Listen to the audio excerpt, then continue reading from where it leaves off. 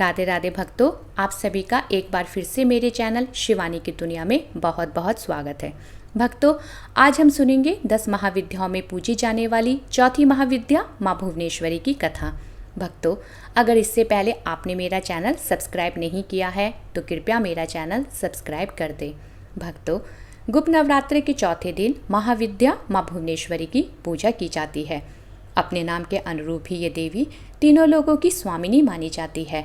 माँ भुवनेश्वरी का नाम 2 शब्दों के मेल से बना हुआ है, भुवन और ईश्वरी, जिसका अर्थ है समस्त ब्रह्मांड की ईश्वरी।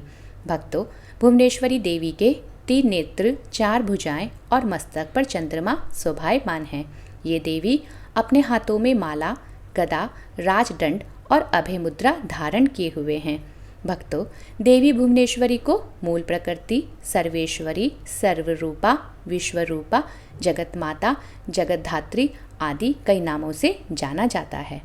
चलिए भक्तों, अब सुनते हैं माँ भुवनेश्वरी की कथा। प्राचीन समय में जल प्रलय के बाद केवल 5 महाभूतों की उत्पत्ति हुई, जिसके कारण ब्रह्मा जी कमल से उत्पन्न हुए। उस समय सूर्य, चंद्रमा, पर्वत सभी लुप्त थे तथा चारों ओर जल ही जल दिखाई देता था। ब्रह्मा जी कमल कर्णिका पर ही आसन जमाए विचरने लगे। उन्हें यह भी ज्ञात नहीं था कि इस महासागर के जल से वह कैसे प्रकट हुए। भक्तों, तब उन्होंने दृढ़ निश्चय किया कि वह अपने कमल के आसन का मूल आधार देखेंगे। तब उन्होंने जल में उतरकर कमल के मूल को ढूंढने का प्रयास किया, परंतु वह कमल के मूल तक पहुंचने में असफल रहे।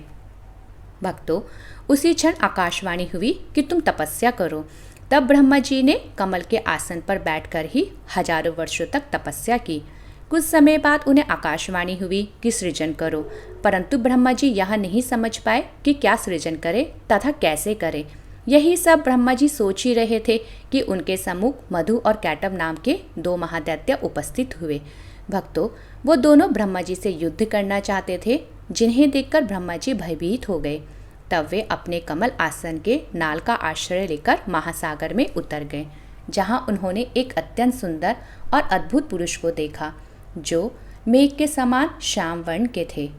उन्होंने अपने हाथों में चक्र, शंख, गदा और पद्म धारण किए हुए था। शेषनाग की सैया पर शयन करते हुए ब्रह्मा जी ने श्री हरि विष्णु को देखा। उन्हें देखकर ब्रह्मा जी के मन में जिज्ञासा उत्पन्न हुई और वह सहायता के लिए आदिशक्ति देवी की स्तुति करने लगे। परिणाम स्वरूप निद्रा स्वरूपी भगवान विष्णु की योग माया उनके शरीर से बाहर आ गई। वह देवी दिव्य अलंकार, आभूषणों और वस्त्र आदि धारण किए हुए थे और वह आकाश में विराजित हुई। जैसे ही योग माया बाहर आई, भगवान विष्णु जाग गए। उसके बाद उन्होंने 5000 वर्षों तक मधु और कैटभ नामक महादैत्यों के साथ युद्ध किया। भक्तों, इतने लंबे समय तक युद्ध करते हुए भगवान विष्णु थक गए। वह अकेले ही युद्ध कर रहे थे। दूसरी ओर दोनों दैत्य बारी बारी युद्ध कर रहे थे। अंततः उन्होंने अपनी अंतःकरण की शक्ति योग माया से सहायता की प्रार्थना की। तब देवी ने उन्हें आश्वासन दिया कि वह उन दोनों दैत्य को अपनी माया से मोहित कर देगी। आदि शक्ति भवानी की माया से मोहित होकर दोनों दैत्य भगवान विष्णु से कहने लगे, हम दोनों तुम्हारी वीरता से प्रसन्न हैं, तुम हमसे वर मांगो। तब भगवान विष्णु ने मधु और कैटभ से कहा, मैं केवल इतना चाहता हूँ कि तुम दोनों अब मेरे हाथों से मारे जाओ। तब मधु और कैटभ ने देखा कि चारों ओर जल ही जल है। तब उन्होंने भगवान विष्णु से कहा कि ठीक है, तुम हमारा वध ऐसे स्थान में करो जहाँ ना तो जल हो और ना ही थल हो। तब भगवान विष्णु ने दोनों दैत्यों को अपनी जांघ पर रखकर अपने चक्र से उनका मस्तक काट दिया। इस प्रकार भक्तों, भगवान विष्णु ने मधु और कैटभ दैत्यों का वध किया, परंतु वह तो केवल निमित्त मात्र ही थे। उसके बाद ब्रह्मा, विष्णु और महेश ने देवी आदिशक्ति योग निद्रा महामाया की स्तुति की, जिससे प्रसन्न होकर आदिशक्ति ने ब्रह्मा जी को सृजन, विष्णु जी को पालन और शिव को संहार के देव के रूप में चुना। तब ब्रह्मा जी ने देवी आदिशक्ति से प्रश्न किया कि अभी तो चारों ओर जल ही जल है, तन्मात्राएं, गुण, इंद्रियां, पंचतत्व कुछ भी व्याप्त नहीं है और तीनों देव शक्तिहीन हैं। तब देवी ने मुस्कुराकर उस स्थान पर एक सुंदर विमान को प्रस्तुत किया और तीनों देवताओं को विमान में बैठाकर अद्भुत चमत्कार देखने का आग्रह किया।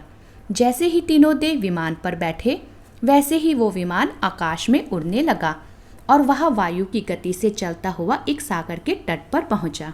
भक्तों, वहां का दृश्य अत्यंत मनोहर था तथा नाना प्रकार की पुष्प वाटिकाओं से सुसज्जित था। तीनों महादेवों ने रक्तमालाओं तथा विभिन्न प्रकार की रक्त पुष्पों से विभूषित एक पलंग पर दिव्यांगना को बैठे हुए देखा। उन देवी ने रक्त पुष्पों की माला तथा रक्तांबर धारण किए हुए था। वर, पाश, अंकुश तथा अभय मुद्रा को धारण किए हुए देवी भुवनेश्वरी त्रिदेवों के सम्मुख प्रकट हुई, जो सहस्त्रों उदित सूर्यों के प्रकाश के समान कांतिमय थी। वास्तव में आदिशक्ति माँ महामाया ही सर्वेश्वरी भुवनेश्वरी अवतार में इस संसार जगत का संचालन करती है। देवी समस्त प्रकार के श्रृंगार तथा भव्य परिधानों से सुसज्जित थी तथा उनके मुखमंडल पर मंद मुस्कान शोभा पा रही थी। भक्तों, उन भगवती भुवनेश्वरी देवी को देखकर तीनों देव आश्चर्यचकित रह गए और सोचने लगे कि यह देवी कौन है।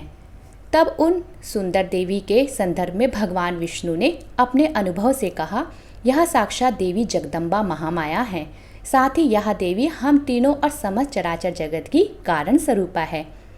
महाविद्या देवी शाश्वत मूल प्रकृति रूपा है। इन योग माया महाशक्ति को योग मार्ग से ही जाना जा सकता है।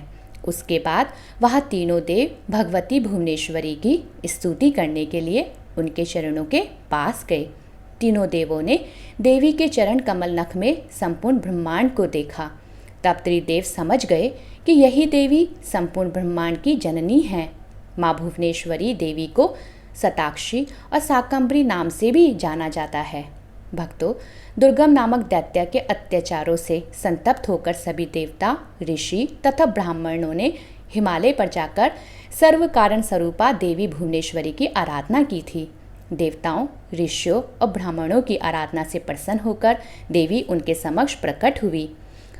अपने भक्तों को भूख प्यासे व्याकुल देखकर देवी ने अपने नेत्रों से सहस्त्रों अश्रु जलधारा प्रकट की तथा इस जल से संपूर्ण भूमंडल के प्राणियों को तृप्त किया। भक्तों, समुद्रों तथा नदियों में जल भर गया तथा समस्त वनस्पति सिंचित हुई। अपने हाथों में धारण किए हुए शाख मूलों से देवी ने सभी प्राणियों का पोषण किया। तभी से भुवनेश्वरी देवी शाकंभरी नाम से भी प्रसिद्ध हुई। भक्तों, शाकंभरी देवी ने दुर्गमासुर नामक दैत्य का वध कर समस्त जगत को भयमुक्त किया। इसी कारण से यह देवी दुर्गा नाम से प्रसिद्ध हुई। माँ दुर्गा अपने भक्तों के सभी संकटों को दूर करती है और उनकी सभी कामनाएं पूरा करती है। भक्तों, बोलो माँ भुवनेश्वरी देवी की जय, माँ दुर्गा देवी की जय।